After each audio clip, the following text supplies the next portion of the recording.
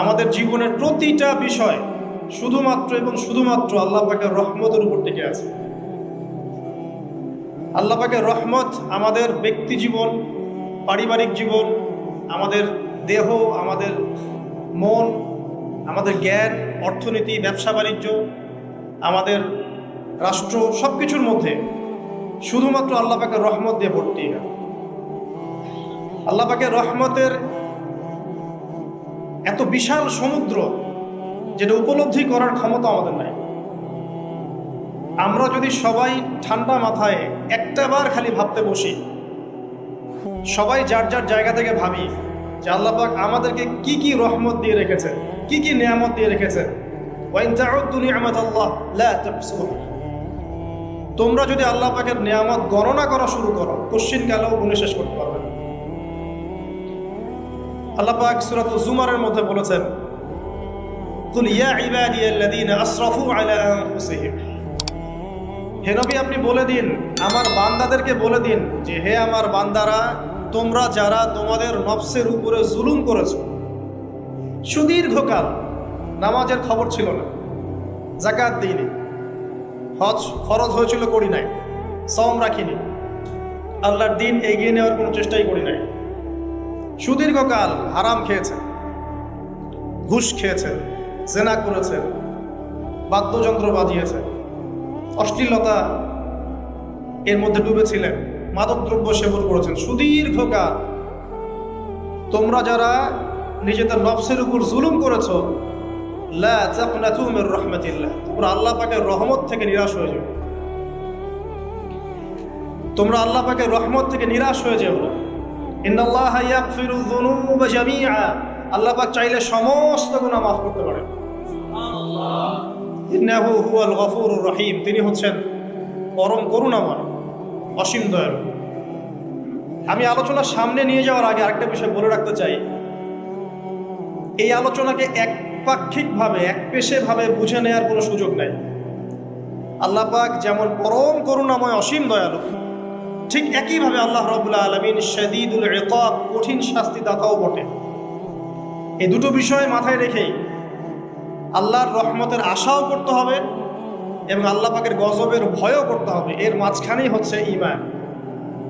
এই জায়গা থেকে আলোচনা বুঝতে হবে। আল্লাহ পাক তৌফিক এনায়েত করুন, আমিন। আমাদেরকে আল্লাহ রাব্বুল আলামিন তার রহমত থেকে নিরাশ হতে বারণ করছেন। যে যত পাপ করেছে জীবনে, যদি একটা বার কেউ যদি আল্লাহ পাককে মন থেকে ডাকে, চোখ দিয়ে ঝরঝর করে পানি পড়ে, আল্লাহ পাককে বলে, সেজদায় গিয়ে পড়ে আল্লাহকে বলে রব্বিক ফিরলি, আল্লাহ আমাকে মাফ করবে, তার মনের মধ্যে যদি সততা থাকে, মন থেকে যদি সেই কথাটা বলে থাকে, আল্লাহ পাক শুধু তাকে ক্ষমাই করবেন না, তার সমস্ত গুনাহগুলোকে আল্লাহ নেকি দিয়ে পরিবর্তন করে দেবেন। একটা হাদিস পড়ছিলাম, নবী করিম সাল্লাল্লাহু আলাইহি ওয়াসাল্লাম তিনি বলছেন যে লাম্মা কাদাল্লাহুল খালক, যখন আল্লাহ রাব্বুল আলামিন এই মহাবিশ্ব সৃষ্টি করেন, তখন আল্লাহ রাব্বুল আলামিন কাতাবা কিতাবান, একটা কিতাব লিখেছেন। একটা কিতাব আছে আল্লাহর কাছে, কাতাবা কিতাবান ফাহুয়া ইনদাহু ফাওকাল আরশ, যেই কিতাবটা আল্লাহর নিজের কাছে আছে, আরশের উপরে। সেখানে আল্লাহ পাক লিখে রেখেছেন, কি লিখেছেন? ইন্না রাহমাতি সাবাকাত গাদাবি, প্রতিটা ক্ষেত্রেই আমার রহমত, আমার দয়া, আমার করুণা আমার গজবকে পরাজিত করেছে। মানে আল্লাহ রাব্বুল আলামিনের গজব, এর উপরে আল্লাহ পাকের রহমত অবস্থান করছে। জীবনের কোনো ক্ষেত্রে হতাশ হওয়ার কোনো সুযোগ নেই। আজকে পারিবারিক ভাঙন বলেন, ব্যক্তি পর্যায়ের আত্মিক ধ্বংসই বলেন, সমাজের বিপর্যয় বলেন, যাই বলেন, পিছনে একটা বড় কারণ আছে। সেটা হলো আল্লাহ থেকে দূরে থাকা মানুষ, আল্লাহ থেকে হতাশ হয়ে যাওয়া। আর এই কাজটা শয়তান করিয়েছে মানুষকে আল্লাহ থেকে দূরে সরানোর জন্য। কিন্তু আল্লাহ রাব্বুল আলামিনের কাছে কেউ যদি যেতে চায়, মন থেকে যদি আল্লাহকে একটা বারও ডাকে, আল্লাহ পাক এক ডাকের মাধ্যমেও তার গুনাহ মাফ করতে পারে। দুজন ব্যক্তির ঘটনা পড়লাম। একজন ব্যক্তি প্রচন্ড রকম আবেদ, প্রচুর ইবাদত করে। আপনারা জানেন ইবলিসও কিন্তু আবেদ ছিল, ইবলিস কিন্তু প্রচুর ইবাদত করেছে। এখন ওই ব্যক্তির একজন বন্ধু ছিল, এটা বানু ইসরাঈলের ঘটনা। তো সেই বন্ধু পাপী ছিল, বিভিন্ন কবিরা গুনাহ করত। আর এই আবেদ ব্যক্তি বারবার তাকে নসিহত করত, গুনাহ ছেড়ে দাও, তুমি পাপ করছো, গুনাহ ছেড়ে দাও। তখন সেই ব্যক্তি যে পাপ করছে সে বলতো যে আল্লাহ কি তোমাকে আমার রক্ষক বানিয়েছেন? আল্লাহ কি তোমাকে আমার উপর দারোগা বানিয়েছেন? আমাকে আল্লাহর হাতে ছেড়ে দাও, আমাকে নসিহত করতে শোনা। একদিন এই আবেদ ব্যক্তি তার বন্ধুকে একটা জঘন্য পাপ করতে দেখলো, এমন একটা পাপ যেটা দেখে তার মনে ধারণা আসলো এটা চরম জঘন্য একটা কাজ। তখন সে মুখ ফসকে বলে ফেললো যে আল্লাহ তোকে আর মাফ করবে না, আল্লাহ তোকে জান্নাত দিবে না। আল্লাহ রাব্বুল আলামিন মালাকুল মউতকে এই দুজনের কাছে পাঠালেন, দুজনের রূহকে কবজ করা হলো। এবার আল্লাহ পাক তার সামনে তাদেরকে উপস্থাপন করে বললেন যে তোমাকে আমার রহমত সম্পর্কে কে গ্যারান্টি দিয়েছে যে আমি কাউকে রহমত করবো কি করবো না? যাও, আমি তোমাকে জাহান্নামে পাঠালাম, ওই ব্যক্তি যে আমার রহমত প্রত্যাশা করেছে আমি তাকে জান্নাত দিয়ে দিলাম। দেখুন, এই হাদিসটা শুনলে মনে হয় বাহ্যিক হয়তোবা মুখের একটা কথার কারণেই সে জাহান্নামে চলে গেল। আসলে বিষয়টা আমি আপনাকে বোঝাচ্ছি। বিষয়টা হচ্ছে ইবলিসের মতো। ইবলিস কিন্তু শুধু মন থেকেই বলেনি যে খলাকতানি মিন নার ওয়া খলাকতাহু মিন তিন, আমি কেন তাকে সিজদা করব আদমকে? আদম তো মাটির তৈরি আর আমি তো আগুনের তৈরি। এটা ইবলিসের শুধু মৌখিক স্টেটমেন্ট ছিল না, কারণ কি ছিল? আবা ওয়াস্তাকবারা, সে উদ্ধত হয়েছিল, অহংকার প্রদর্শন করেছিল। ভিতর থেকে ইন্টারনালি সে অহংকারী ছিল, সে আন্ডার এস্টিমেট করে কথাটা বলেছে, শুধু মৌখিকভাবে বলে নাই। কিন্তু ঠিক এই ব্যক্তির ঘটনা এমনই, সে মন থেকে অহংকারী হয়ে উঠেছিল, যদিও বা সে আবেদ ছিল। এখানে আমরা যারা প্র্যাকটিসিং মুসলিম হওয়ার চেষ্টা করছি আমাদের জন্য এখানে নিদর্শন আছে। অচত নামাজ পড়েই ভেবে বসবেন না যে অনেক কিছু করে ফেলছে, এক চিল্লা দিয়ে মনে করে ফেলবেন না যে দিনের জন্য অনেক কিছু করে ফেলছে। একটা হজ করেছেন, ওমরা করেছেন, সিয়াম রেখেছেন, দিনের জন্য দান সৎকার করেছেন, একটা মাদ্রাসা মসজিদ করেছেন, ভেবে বসবেন না আপনি সব অনেক কিছু করে ফেলছেন এবং অন্যরা সব কক্রোচ তেলা পোকা, ওরা জাহান্নামে যাবে, এমনটা মনে করেন। জানি না আমরা যে কার আমলের কতটুকু আল্লাহর কাছে কবুল হচ্ছে। তো এখানে এই ব্যক্তির সমস্যা ছিল এই, সে নিজের আমলটাকে অনেক ভারী মনে করছিল এবং সে স্টেটমেন্ট দিয়ে ফেললো যে তোকে আল্লাহ পাক মাফ করবে। এই একটা কথা মন থেকে বলার কারণে তার ইহকাল পরকাল দুটা বরবাদ হয়ে গেল, সে জাহান্নামে চলে গেল। ঠিক আরেক ব্যক্তির ঘটনা আছে এমন, এগুলো সবগুলো রেফারেন্স আছে। এক ব্যক্তি প্রচুর ইবাদত করত, আল্লাহ পাক তার ইবাদত করার জন্যে পাহাড়ের চূড়ায় একটা সুন্দর ব্যবস্থাও করে দিয়েছিলেন। সেখানে ডালিম গাছ হতো, ঝর্ণা আসতো, খাবারের কোনো অভাব নাই। হাদিস এসেছে 500 বছর সে ইবাদত করছে। কত বছর? কিয়ামতের মাঠে এই ব্যক্তির অবস্থা এমন হবে, তাকে জান্নাতে প্রবেশ করানোর জন্য নিয়ে যেতে বলা হবে যাও আমার রহমতে জান্নাতে চলে যাও। আল্লাহ পাক তাকে এই কথাটা বলবেন, কিন্তু এই ব্যক্তি বলবে আমার আমলের কারণে আল্লাহ পাক বলবেন আমার রহমতে জান্নাতে চলে যাও। ব্যক্তি বলবে আমার আমলের কারণে। আল্লাহ রাব্বুল আলামিন তখন তাকে দেওয়া সমস্ত নেয়ামতগুলোকে এক পাল্লায় করবেন আর তার সমস্ত আমলকে আরেক পাল্লায় করবেন। তারপর দেখা যাবে আল্লাহর সমস্ত নিয়ামত তার একটা চোখের সমান হয় নাই। কথা কি বুঝতে পারছেন? একটা চোখের যে নিয়ামত আল্লাহ পাকের, সমস্ত আমল ও 500 বছরের ইবাদত এতটুকু হয়নি। তারপর তাকে বলা হবে ওকে জাহান্নামে নিয়ে যাও। এবার জাহান্নামে যাওয়ার সময় সে বলবে আল্লাহ তোমার রহমতে আমাকে মাফ করবে। তখন আল্লাহ পাক তাকে আবার ডেকে নিয়ে আসবে, বলবেন যে তোমাকে যে আমি ইবাদত করার জায়গা করে দিয়েছিলাম এটা কি তুমি নিজে করেছো না আমি করেছি? সে বলবে আপনি করেছেন।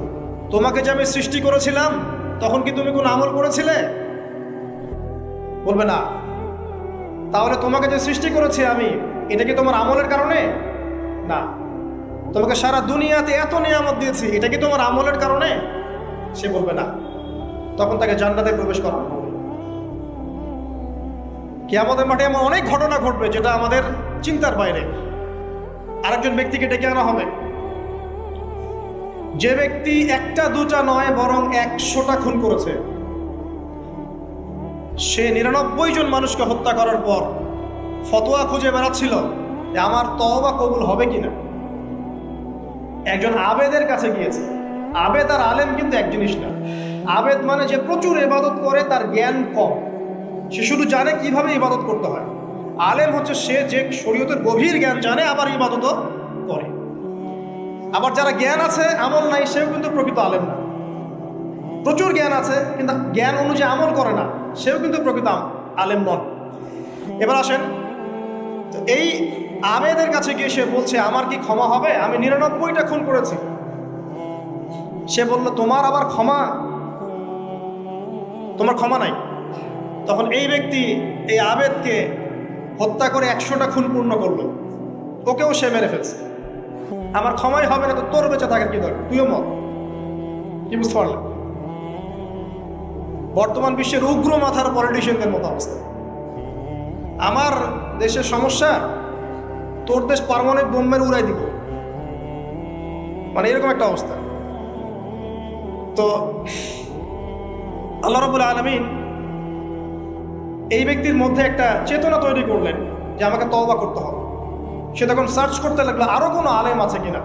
এরপর অনেক দূরে একজন আলেমের সন্ধান পাওয়া গেল। সে সেখানে গেল, তাকে গিয়ে বললো আমার কি ক্ষমা হবে। সে আলেম তাকে বললো হ্যাঁ তোমারও ক্ষমা হতে পারে, যাও তুমি ইস্তেগফার করো এবং এই এলাকা থেকে অন্য এলাকায় চলে যাও। মানে যে এলাকায় তুমি অনেক দিন ছিলে, যেখানে তুমি অনেক পাপ কাজ করেছো, এখানে থাকার দরকার নাই। তওবা করে তুমি অন্য কোথাও চলে যাও, নতুন একটা জীবন শুরু করো। এখানে থাকলে হবে কি, তোমার স্মৃতিগুলো তোমাকে তাড়িয়ে বেড়াবে এবং মানুষ তোমাকে খারাপ নজরে দেখতেই থাকবে, তুমি তখন কষ্ট পাবে। এই জন্য তুমি চলে যাও। তো চলে যেতে যেতে সে রাস্তায় ইন্তেকাল করে। এবার তার রূহ নিবে কে? এই জন্য দুদল ফেরেশতা আসছেন, জান্নাতি এবং জাহান্নামী। তাদের মধ্যে বাক বিতরটা হচ্ছে কে রূহ নিয়ে যাবে। জাহান্নামের ফেরেশতারা বলছেন সে এতগুলো খুন করেছে, তার রূহটা আমরা নিব। আর জান্নাতি ফেরেশতারা বলছেন না, সে তওবা করতে এসেছিল, অতএব সে আল্লাহর অভিমুখী হয়েছে, তার রূহটা আমরা নিব। আল্লাহ পাক এখানে একটা কৌশল করলেন। আল্লাহ পাক ফেরেশতাদেরকে বললেন তোমরা রাস্তাটাকে পরিমাপ করে দেখো, যেদিকে যাচ্ছিল তার পরিমাপ বেশি নাকি যেখান থেকে এসেছে ওর পরিমাণ বেশি। আল্লাহ পাক জমিনকে আদেশ করলেন হে জমিন তুমি প্রশস্ত হয়ে যাও। এবার পরিমাপ করে দেখা গেল সে তওবার দিকে আসছিল, এর পরিমাণটা বেশি। একটা কাজের ওসিলা আল্লাহ পাক তাকে মাফ করবে। মনে রাখবেন এটা মৌখিক বিষয় ছিল না, সে মন থেকে ভিতর থেকে কিন্তু সে আল্লাহর প্রতি অনুগত হয়েছে। এই মনের বিষয়টা আল্লাহ ছাড়া কেউ জানে না। আপনি দেখতে পারেন সমাজে অনেকে দাড়ি টুপি পাগড়ি জুব্বা সব লাগিয়ে ঘুরছে, তো বিশ্বাস করেন তাদের মনটা এমনও হতে পারে যে জানোয়ারের চেয়েও কুৎসিত, এমনও হতে পারে। আবার আপনি দেখবেন সমাজে এমন অনেক মানুষ ঘুরছে যারা হয়তো অনেক পাপে লিপ্ত মনে হচ্ছে, কিন্তু মনের মধ্যে সততা আছে। আর যার মনের মধ্যে সততা আছে আল্লাহ বা কোনো না কোনো দিন ইনশাআল্লাহ তাকে হেদায়েত দিবেন। এটা আমরা আমাদের অভিজ্ঞতা থেকেও দেখেছি। এমন অনেক মানুষকে আমরা দেখেছি যে ড্রাগ অ্যাডিক্টেড ছিল, মিউজিক করেছে, হারাম সম্পর্কের মধ্যে ছিল, নামাজ ঠিক মতো পড়ে নাই, কিন্তু যখনই আল্লাহর কথা আলোচনা হতো দেখতাম সে খুবই শান্তভাবে মন থেকে কথা শুনছে। এই কথা শুনতে শুনতে শুনতে একদিন মাশাআল্লাহ এখন দেখবেন যে চিল্লা দিয়ে বেড়াচ্ছে বিভিন্ন বসে। আল্লাহ হেদায়েত দিয়েছে, সব ছেড়ে দিয়েছে। এরকম মানুষের অভাব নাই কিন্তু সমাজে। তো এখানে আল্লাহ পাকের রহমত বা দয়ার একটা উজ্জ্বল দৃষ্টান্ত দেখতে পারবেন। ঠিক এরকম আরো একটা ঘটনা আছে বনু ইসরাইলের। এক ব্যক্তি এত পাপ করেছে যে শেষে মৃত্যুর সময় সে সন্তানদেরকে ডাকছে, ডেকে বলছে যে আমি যখন মারা যাব আমার লাশটাকে তোমরা কবর দিও না, যদি আল্লাহ পাক আমাকে ধরতে পারেন তাহলে খবর আছে আমার। কি করতে হবে? সে বলছে যে আমার দেহটাকে তোমরা পুড়িয়ে ফেলবে এবং পুড়িয়ে ফেলার পরে ছাইগুলোকে একত্রিত করবা, করে অর্ধেক ছাই সমুদ্রে ভাসিয়ে দিবা, অর্ধেক ছাই বাতাসে উড়িয়ে দিবা। সন্তানরা তাই করল।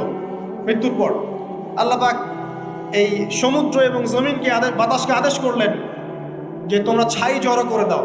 আর মানুষ আর জিন আল্লাহর কথা না শুনলেও এই প্রকৃতি আল্লাহ পাকের কথা শোনে। বিজ্ঞান বলে প্রকৃতি থেকে সব হচ্ছে। কি প্রকৃতি? প্রকৃতি কি, কাকে বলে? মানুষকে আল্লাহর ইবাদতকে বাদ দিয়ে প্রকৃতি পূজায় নিয়ে গেছে। এই পুরো প্রকৃতি আর মহাবিশ্ব এক আল্লাহর ইবাদত করে। কে সৃষ্টি করলো প্রকৃতি? প্রাকৃতিকভাবে হয়েছে সবকিছু বলে, আল্লাহ থেকে হয়েছে বলা যাবে না, বললে আপনি মৌলবাদী হয়ে যাবেন। আল্লাহ শব্দ ইউজ করলে আপনি মৌলবাদী হয়ে যাবেন। ধর্মতাত্ত্বিক শব্দগুলোকে আস্তে আস্তে উঠিয়ে দেওয়া হয়েছে। দেখবেন যুক্তি, বিজ্ঞান, দার্শনিক শব্দগুলোকে আনা হয়েছে। এটাও টেকনিক্যালি করা হয়েছে। কোনো সেকুলার মিডিয়াতে আপনি দেখবেন না ইনশাআল্লাহ বলছে। ইনশাআল্লাহ প্রমাণ করবে যে আপনি আস্তিক না নাস্তিক। তো প্রকৃতিকে আল্লাহ পাক আদেশ করলেন, এই সমুদ্র ছাই জড়ো করো, এই বাতাস ছাই জড়ো করো। তারা ছাই জড়ো করে দিল। এই ব্যক্তিকে বলা হচ্ছে তুমি জীবিত করে আল্লাহ পাক বলছেন, তুমি যে এই কাজটা করেছিলে, লিমা ফাআলতা হাদা, তুমি এই কাজটা কেন করেছো? তখন এই ব্যক্তি উত্তর দিচ্ছে, মিন খাশিয়াতিকা ইয়া রাব্বি ওয়া আনতা আ'লাম। হে আল্লাহ, আমি আমার বুঝে যা এসেছে আপনার ভয়েই আমি এই কাজটা করেছি, আর আপনি খুব ভালো করেই জানেন যে আমি আপনার ভয়ে করেছি নাকি অন্য কোনো কারণে করেছি। মানে আপনি আমার মনের কথা জানেন। আল্লাহ পাক তাকে মাফ করে দেন।